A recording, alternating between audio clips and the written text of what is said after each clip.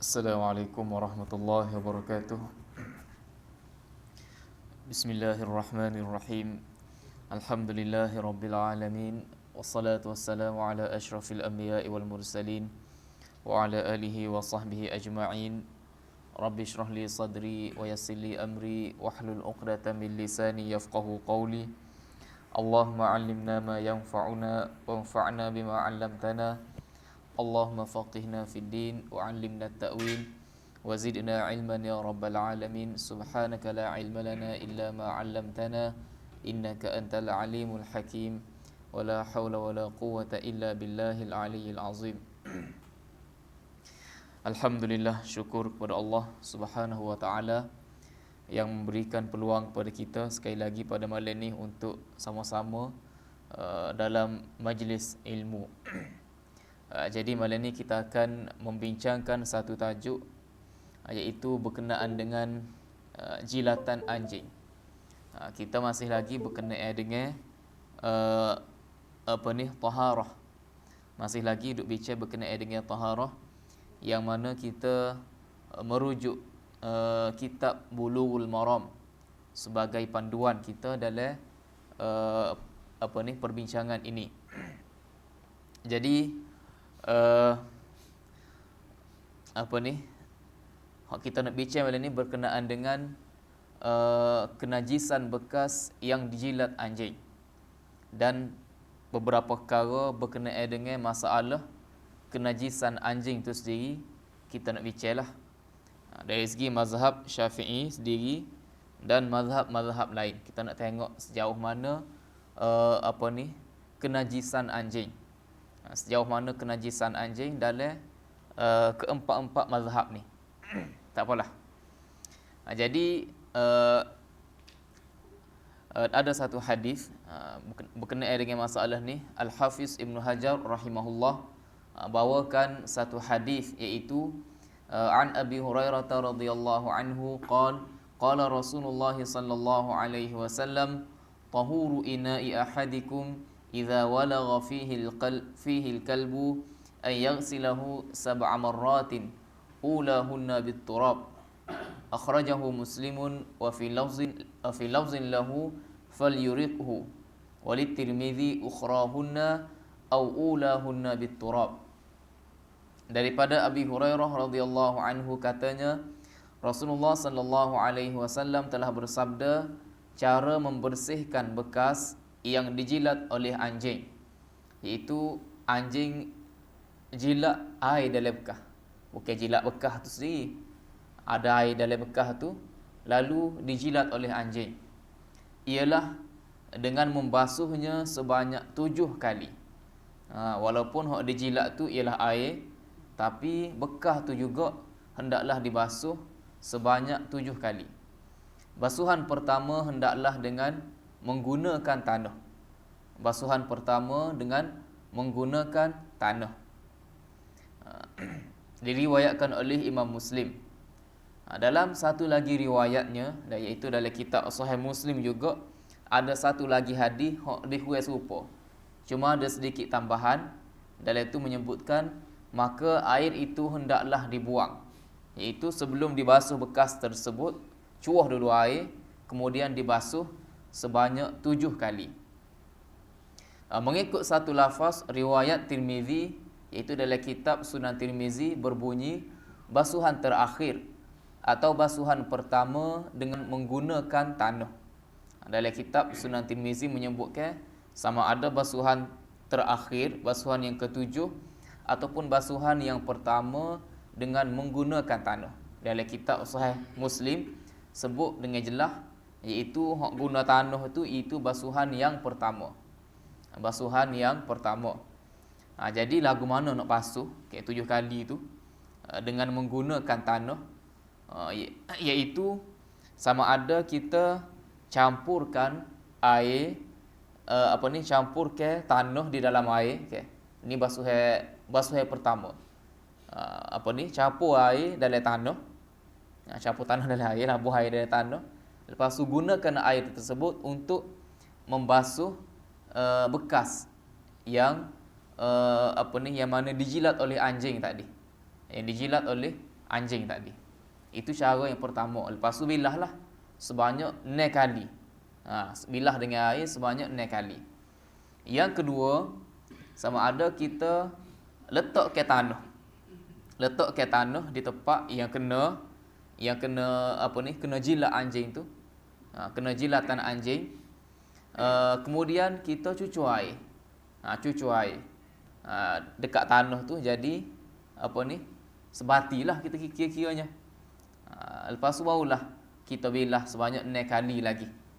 Itu yang kedua. Ataupun yang ketiga, kita basuh dulu kawasan hok kena bekas anjing tadi. Kemudian ambil tanah letak tempat kena air, hok kena najis tadi.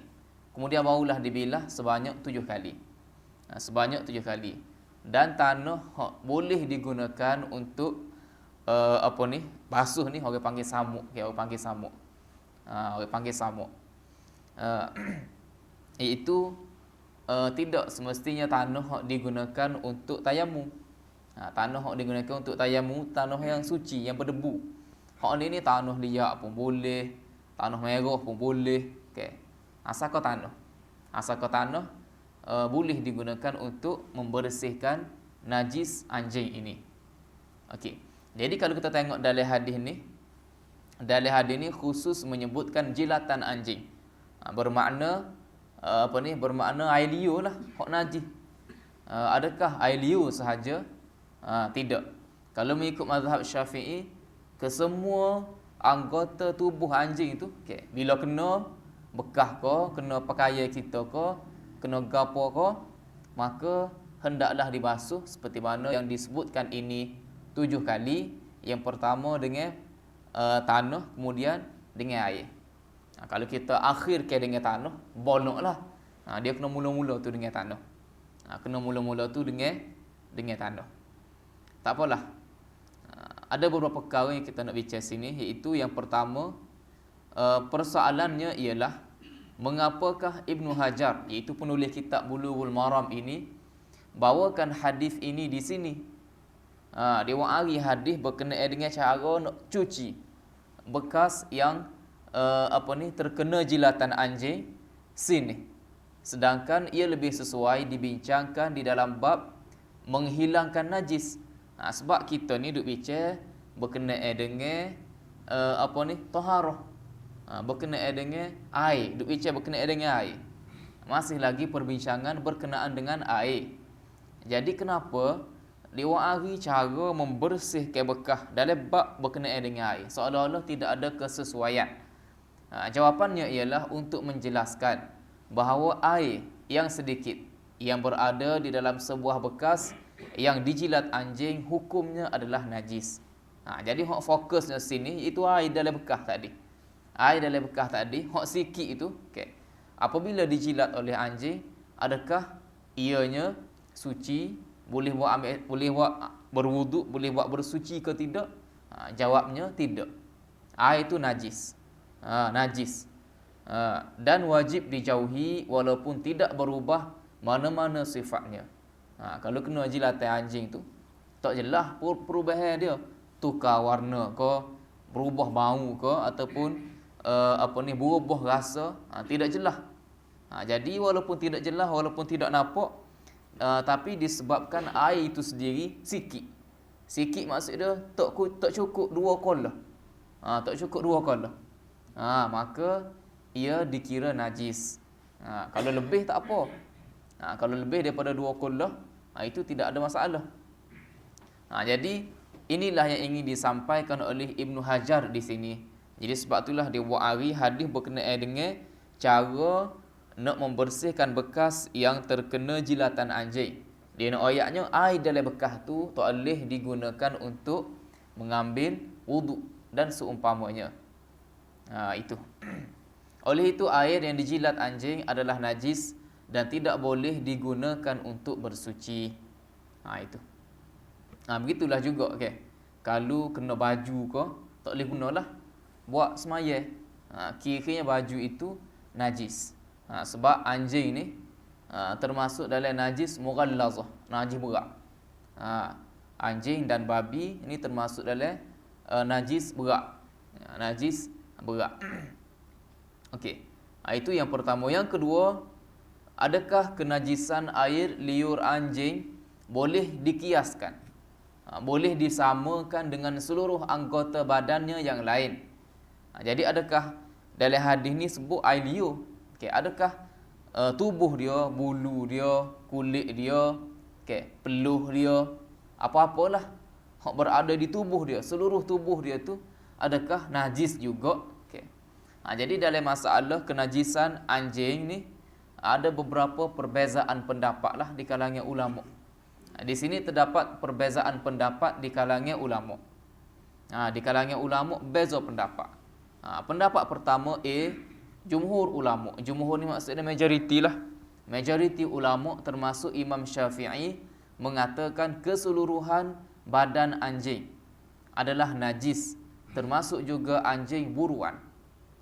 Termasuk juga anjing buruan. Tidak nanti anjing orang pera tu, anjing liar saja.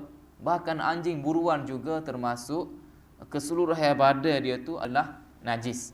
Tak apa kita perinci pula lepas ni berkenaan dengan pendapat Imam Syafi'i ni. Ada satu risalah yang ditulis oleh mufti wilayah. Kita akan buka lepas ni. Jadi pendapat pertama mengatakan keseluruhan badan anjing adalah najis. Yang kedua, Imam Abu Hanifah, mazhab Hanafi pula berpandangan hanya air liur anjing sahaja yang najis. Air liur je hak najis. Seperti mana hak jelas dalam hadis ni, khususlah kenajisan anjing hanya pada air liur dia sahaja. Manakala bahagian tubuhnya yang lain tidak najis. Tak najis. Sebab itulah kalau kita pergi tempat-tempat orang hak bermazhab Hanafi bermazhab Hanafi, biasa je Biasa je dia pegang anjing dia. Biasa. Di India ke mana biasa. Sebab bagi dia hak najisnya adalah air liur sahaja. Hak najisnya adalah air liur sahaja. Itu. Jadi hak lain tubuh dia keseluruhannya adalah dikira suci. Tapi bukan bermakna kita kata suci boleh makan, tidak. Dia tak boleh makan. Dia tak boleh makan, cuma bila setuh tu tidak kena ambil air semaya ke gapo ke tidak. Serupa kita setuh gapo? Kita setuh rimah lah, rimah tak boleh makan. Tapi adakah jadi kena ambil air semaya pula? Tidak. Setuh kucing. Tidak. Jadi gitu juga dengan anjing mengikut pendapat Imam Abu Hanifah. Imam Malik pula mengatakan keseluruhan badan anjing tidak najis. Imam Malik lagi terbuka, lagi luas. Tak najis.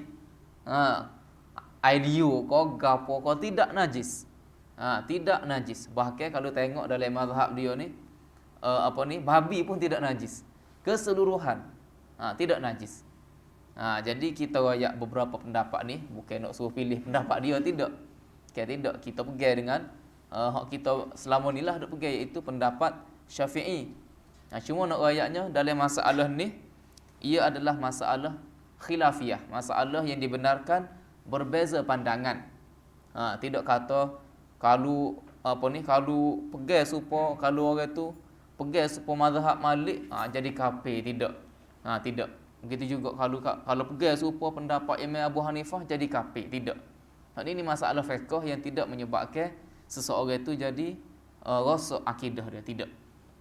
Seperti mana difahami oleh orang-orang ramai, kadang-kadang dengan sebab masalah-masalah kecil gini dia tengok orang lain beza sikit, kafir selalu.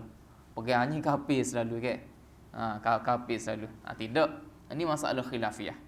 Tapi bukan bermakna bila kita dedahkan ada beberapa pandangan yang lebih ringan dalam masalah anjing ni, bukan bermakna kita digalakkan pergi pegang.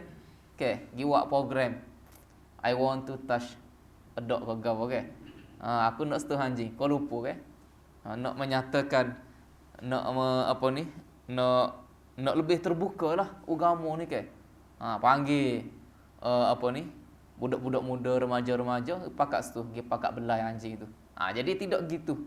Walaupun dalam mazhab fiqh ada keluasan, ada keringanan, tapi bukan nak suruh pegang. Tidak. Itu dua perkara yang berbeza. Kebenaran apa ni mazhab Malik, mazhab Hanafi kata tubuh dia tidak najis bukan bermakna kita boleh belai, kita boleh pera jadikan sebagai pets, okay? Binatang hok manja tu lah. Kita pera apa ni? Anjing apa ni? Kucing. Okay, pets kita, okay? Kita pera gapo? Arbuk kau gapo tu, okay? Tidak. Bukan nak kata boleh. Bukan nak kata boleh hak tu tak boleh. Hak tu tak boleh juga, okay? Cuma nak ayat kalau setu. Kalau terkena maka tidak najis mengikut pendapat Imam Malik dan Imam Abu Hanifah. Mengikut pendapat Imam Syafi'i dan majoriti ulama najis. Majoriti ulama kata najis. Itu.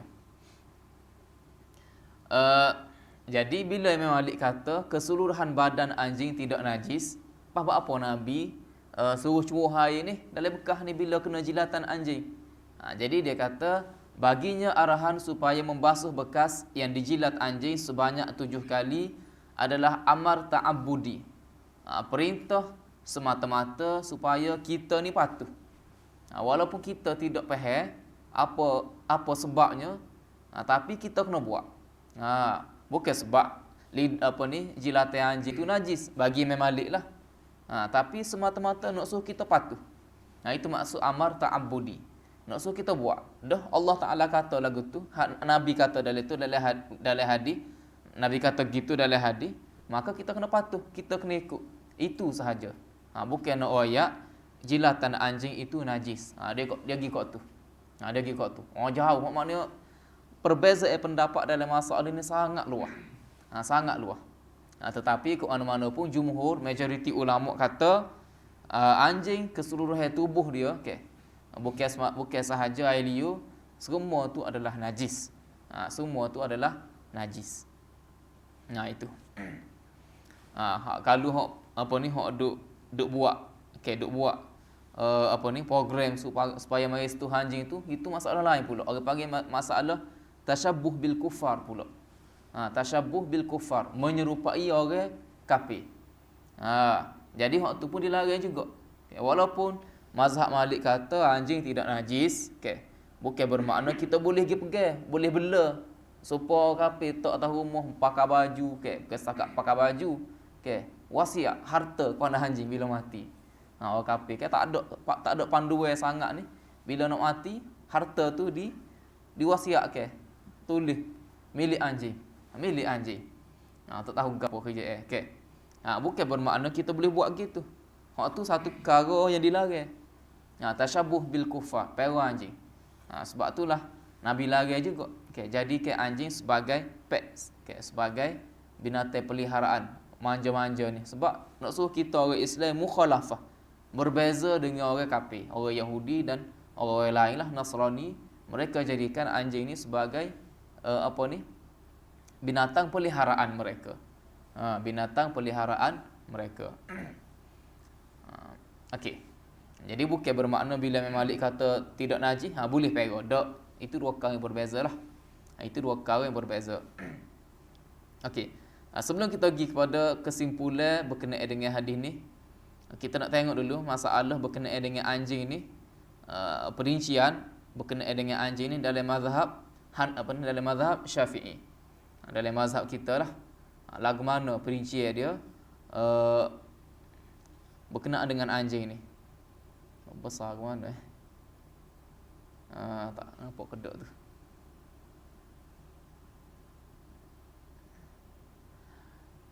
Okey, tak apalah. Okey, jadi dia kata ni tulisan mufti wilayah menteri agama lah ni. Jadi dia kata anjing adalah termasuk sebab najis mughallazah, iaitu najis berat. Sama ada digunakan untuk berburu atau tidak. Sama ada anjing itu anjing hok dibela untuk berburu ataupun anjing hok selain pada buru. Semua tu termasuk dalam najis mughallazah. Sama ada anjing tu kecil ataupun besar, anak anjing ke, semua tu dikira najis mughallazah. Lepas tu dia bawa lah hadis ke. Dia bawa lah hadis. Maksud dia Nabi SAW pernah masuk ke rumah seorang Ansar. Itu sahabat dia lah. Ansar. Dan Nabi juga pernah tidak masuk ke rumah seorang Ansar yang lain. Rumah ni Nabi pergi masuk. Rumah ni Nabi tak masuk. Abu Hurairah berkata, perbuatan tersebut menyebabkan mereka terasa. Hak Nabi tak masuk tu, mereka pun serah hatilah. Buat apa Nabi tak masuk rumah aku ke? Buat apa? Aku ni apa beza aku dengan hak seorang lagi tu? Mereka pun kata, wahai Rasulullah, maha suci engkau. Engkau masuk ke rumah fulan dan tidak masuk ke rumah kami. Lalu Nabi SAW bersabda, ini kerana di dalam rumah kamu ada anjing. Ada anjing. Mereka berkata, di dalam rumah mereka terdapat sinur, sejenis kucing yang disebut juga felidae ke apa tu. Jenis-jenis anjing lah. Jenis-jenis anjing juga. Jadi sebab tu Nabi tak masuk. Jadi itu bermakna bahawa kewujudan anjing menyebabkan rumah tu dikira sebagai bernajis lah. Jadi sebab tu Nabi tak masuk. Nabi tak masuk. Jadi dia kata lagi, merujuk kepada mazhab Syafi'i, setiap inci bagi seekor anjing itu adalah dikira sebagai najis. Seekor tu, semua tu adalah najis. Seperti mana yang dikatakan oleh Imam An-Nawawi. Dia kata maksud dia, ketahuilah tidak ada perbezaan di kalangan kami, iaitu di kalangan tokoh-tokoh Syafi'iyah ni, antara jilatan anjing dengan selainnya daripada anggota-anggota anjing. Apabila terkena kencingnya, najisnya, darahnya, peluhnya, bulunya, air liurnya, atau mana-mana anggota dari anggota badannya yang bersih ketika ia sedang berada dalam keadaan apa sekalipun, maka wajib membasuhnya dengan 7 kali basuhan, dan salah satu daripadanya adalah dengan tanah. Jadi jelas dalam kitab dalam kitab Al-Minhaj. Minhaj ni syarah pada Sahih Muslim yang ditulis oleh Al-Imam An-Nawawi rahimahullah, menyebutkan jelas. Kesimpulannya, keseluruhan anggota tubuh anjing itu adalah najis, seperti mana menjadi pegangan jumhur ulama, majoriti ulama. Okey. Lepas tu dia kata lagi, menyentuh anjing secara sengaja kerana menajiskan diri. Kerana menajiskan diri tanpa tujuan atau hajat adalah haram di sisi Islam. Saya sahaja nak pergi situ. Okey. Saja-saja nak pergi situ. Adalah haram di sisi Islam. Haram ni sebab apa? Sebab kenajisan dia lah. Berpandukan kepada mazhab Syafi'i dan jumhur ulama. Bila kata anjing itu najis, maka haram lah. Okay. Maka haram menajiskan diri tanpa tujuan. Tanpa sebarang tujuan. Yang ni ada beberapa tujuan, beberapa urusan berkait dengan anjing ni yang dibenarkan. Yang dibenarkan. Tak apalah hak tu. Seperti mana yang dinyatakan oleh Imam Al-Bujairimi dan Syekh Ibn Hajar Al-Haythami. At-tadammuh bin najasah innama yuhram. Dia kata menyentuh najis secara sengaja adalah haram. Sentuh najis secara sengaja adalah haram. Apa faedah nak pergi sentuh najis? Nak pergi sentuh anjing tadi. Itu. Jadi kesimpulannya kami berpendapat, iaitu mufti wilayah lah, menyentuh anjing atau mengusap kepalanya dengan tujuan lakonan dalam filem. Hak ni soalan asal dia. Okey. Soalan asal dia, orang tanya boleh ke tidak kalau sentuh anjing ketika berlakon. Okey. Untuk tujuan berlakon. Terpaksa untuk memenuhi kehendak cerita tu, maka kena sentuh anjing. Boleh ke tidak seorang pelakon buat lagu tu. Jadi sentuh anjing, usap kepala dia dengan tujuan berlakon dalam filem adalah tidak dibenarkan, kerana dilakukan dengan sengaja tanpa sebab yang diizinkan oleh syarak. Tanpa sebab yang diizinkan oleh syarak. Yang ni ada sebab-sebab tertentu yang diizinkan oleh syarak untuk menyentuh anjing. Kalau sentuh untuk semata-mata lakonan, itu tidak termasuk dalam sebab yang diizinkan oleh syarak. Jadi dia kata lagi, jika menyentuhnya membawa kepada dosa. Jadi kalau sentuh dosa lah. Dan wajib samuk tangan itu selepas sesi penggambaran dengan 7 kali basuhan air mutlak dan salah satunya daripada air yang bercampur dengan tanah. Bercampur dengan tanah. Itu dalam mazhab Syafi'i. Jadi bila kita kata anjing itu najis, maka sentuh tanpa tujuan yang diizinkan oleh syarak dosa. Maka dosalah. Okey. Kalau dalam mazhab Maliki, mazhab Hanafi tak ada masalah. Tak ada masalah. Cumanya kalau pega buat serupa kafir tanpa apa-apa tujuan yang diizinkan oleh syarak, jadi tasyabuh bil kufar pula, dosa juga. Dosa dari segi menyerupai orang kafir. Hak ni dosa semata-mata kerana anjing itu adalah najis. Adalah najis. Okey. Tapi namun begitu terdapat rukhsah. Rukhsah ni keringanan lah bagi mereka yang membela. Bukan membela. Membela atau memegang anjing yang didahulukan hajat dan keperluan yang selari dengan kehendak syarak.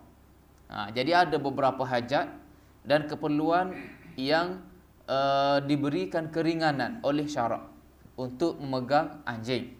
Ini berdasarkan hadis Nabi sallallahu alaihi wasallam an Abi Hurairah radhiyallahu anhu qala Rasulullah sallallahu alaihi wasallam man amsaka kalban fa innahu yanqusu kulla yawmin min amalihi qirat illa kalba harthin aw masyiyatin. Jadi maksudnya barang siapa yang membela anjing, maka sesungguhnya mengurangi pada setiap hari dari amalannya satu qirat. Ni qirat ni satu timbangnya lah. Yang banyak jugalah.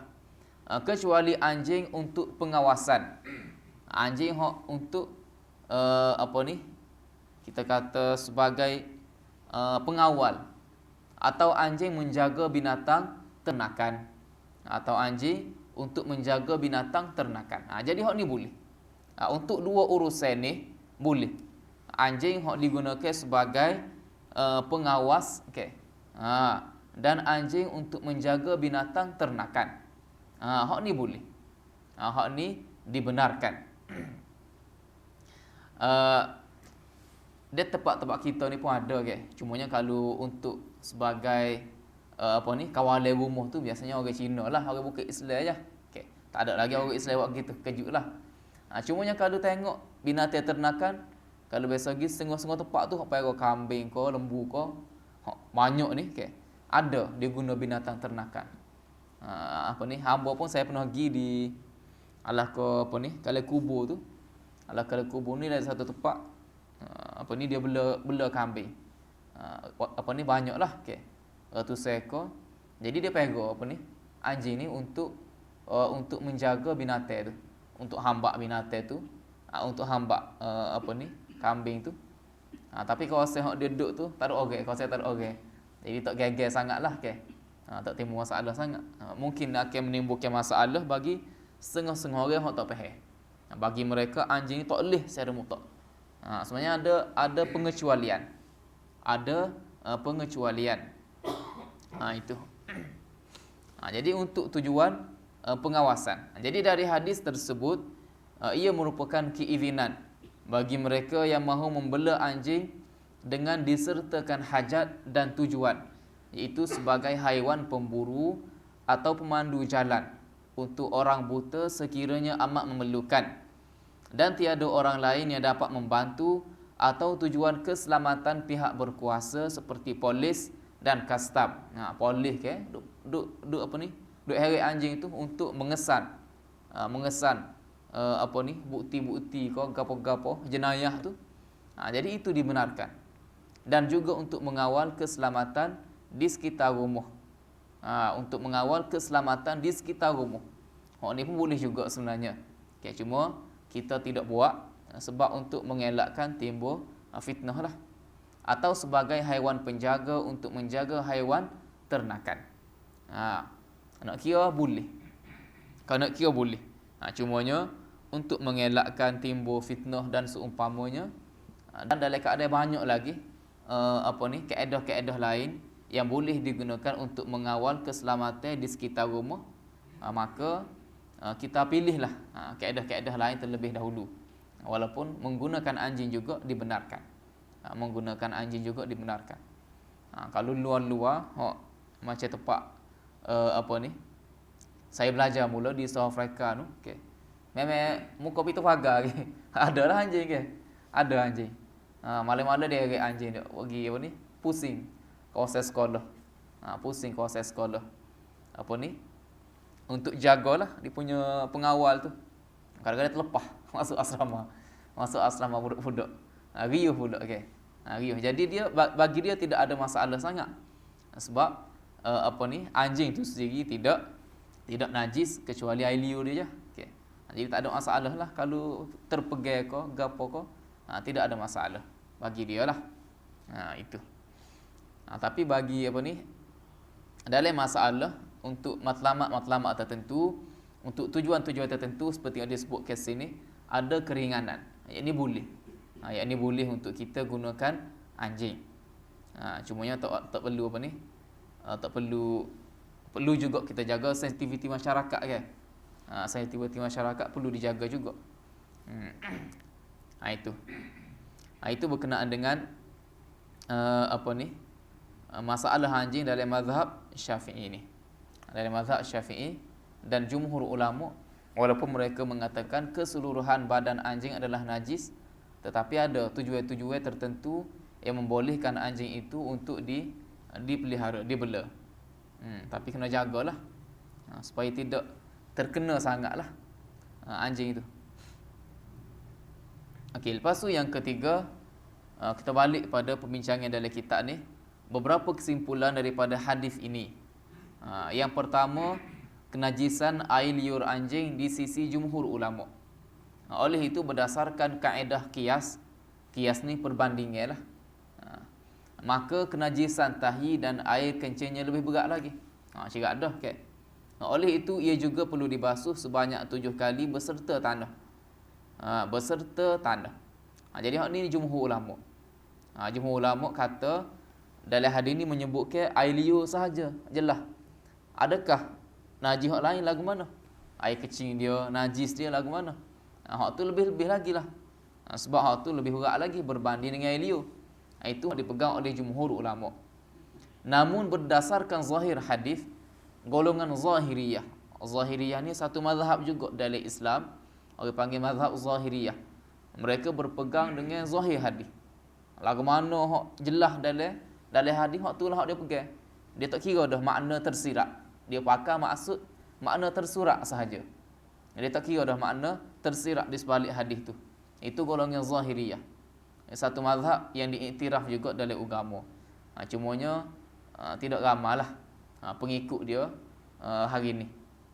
Cumanya pendapat-pendapat dia tu secara secara terpencil dipakai juga dalam beberapa masalah dalam agama ni. Tak apalah. Jadi mereka mengatakan hanya air liurnya sahaja dibasuh dengan cara begitu.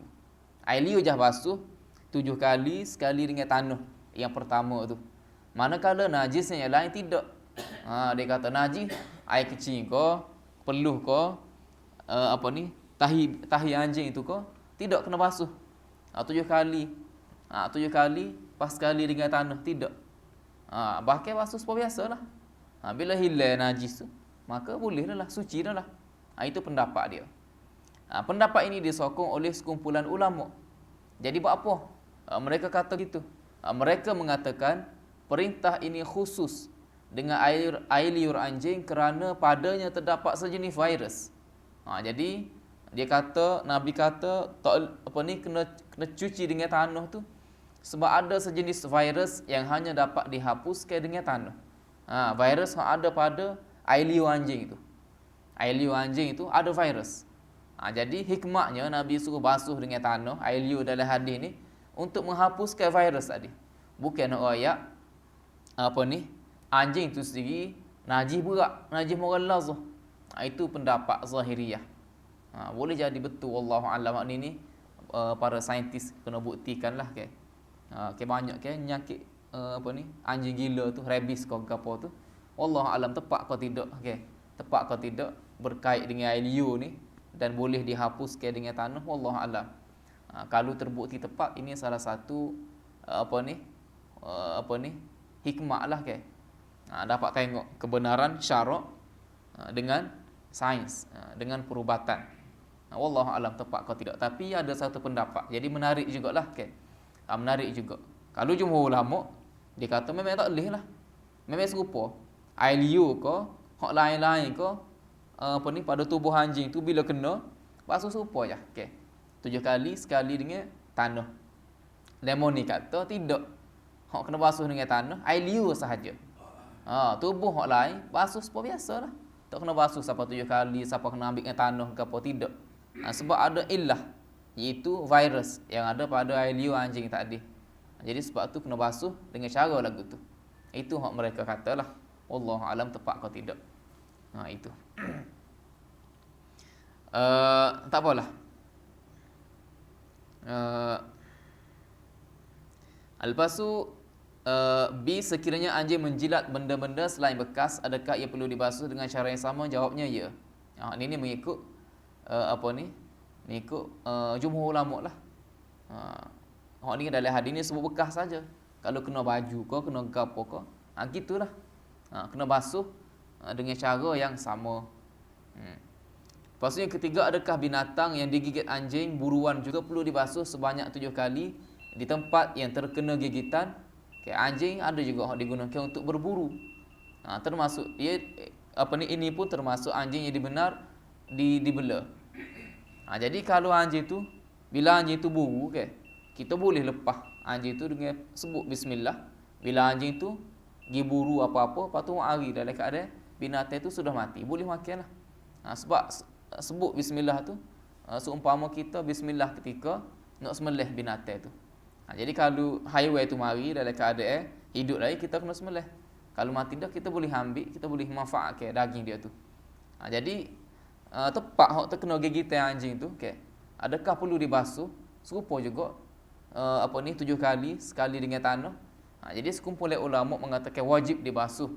Walaupun basuhan itu akan merosakkan daging. Dah bila basuh dengan tanah, punahlah daging tu. Jadi ada ulama kata serupa je cara dia. Manakala sekumpulan ulama pula mengatakan ia dimaafkan. Ini kerana tidak ada satu pun hadis menunjukkan Nabi SAW menyuruh berbuat demikian setelah sahabat-sahabat bertanya baginda berkenaannya. Jadi hak ni ada satu keringanan lah untuk hasil buruan anjing tadi. Mengikut sekumpulan ulama walaupun ada ulama kata kena basuh seperti biasa, tapi ada ulama lain kata tidak perlu. Ini satu bentuk keringanan dalam syarak. Itu satu bentuk keringanan dalam syarak. Jadi habislah cerita berkenaan dengan anjing ni. Jadi itu hukum dia lah. Secara ringkasnya itu dia punya hukum. Lepas tu hadis yang ke sebelah ni kita baca sikit sebab ada ringkas je. Wa an Abi Qatadah radhiyallahu anhu anna Rasulullah sallallahu alaihi wasallam qala fil hirrah innaha laysat min najasin innama hiya min at-tawafin 'alaikum. Akhrajahu al-arba'ah wa sahahu at-Tirmizi wa Ibn Khuzaimah.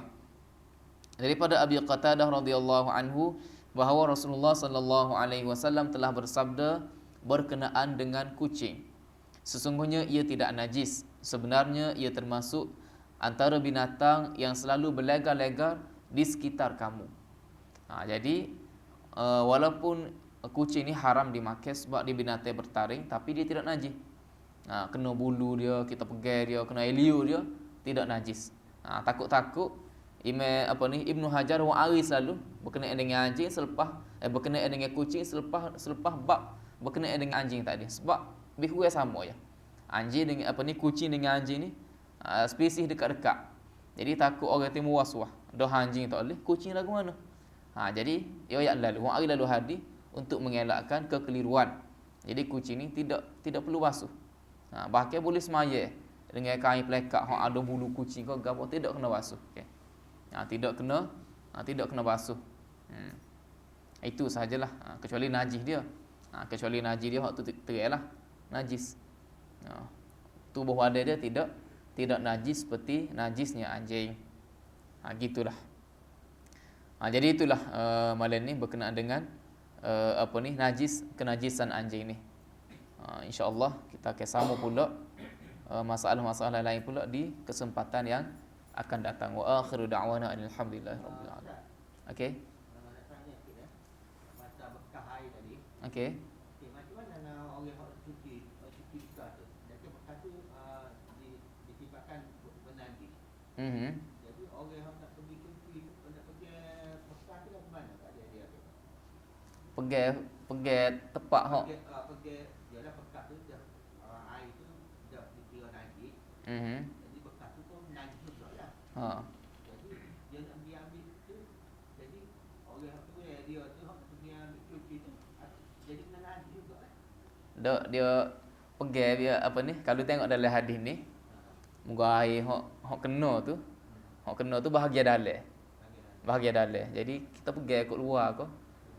Pergi kat luar, cuah dulu. Lepas tu basuhlah. Kat dalam dulu. Basuh tu macam kalau kita kalau nak orang kan. Ada niat dia kalau bekas tu. Gana kalau? Bekas tu kita kena ada baca niat juga. Tak ada niat agama. Tak ada niat agama. Tak ada. Dia basuh gitu jelah. Basuh, tak perlu niat. Tak perlu niat sebuah semaya agama dak. Kalau macam nak tumbuk manusia tu baca niat. Dak juga. Dak juga. Tak ada niat khusus ke apa. Dia sebab basuh ni bukan termasuk ibadat.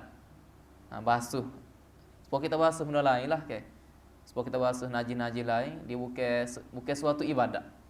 Hak nak niat ni ibadat, nak semaya ke. Ada cara-cara khusus. Akak takbir tu kena niat lah. Nak puasa tu kena niat. Hak ni macam kita buat benda-benda lain lah. Dalam kehidupan kita ni tidak kena niat.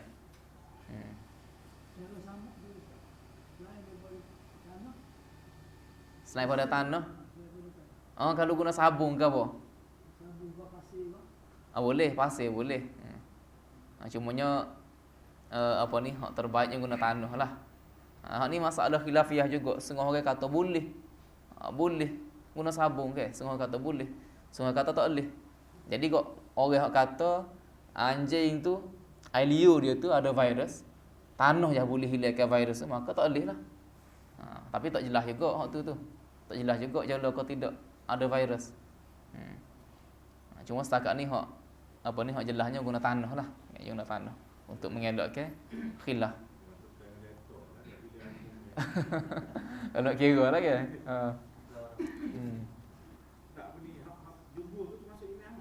Termasuk Imam Ahmad. Tengok termasuk Imam Ahmad. Sebab tu kita tak ayat. Sebab dia termasuk dari tu lalu. Hambali.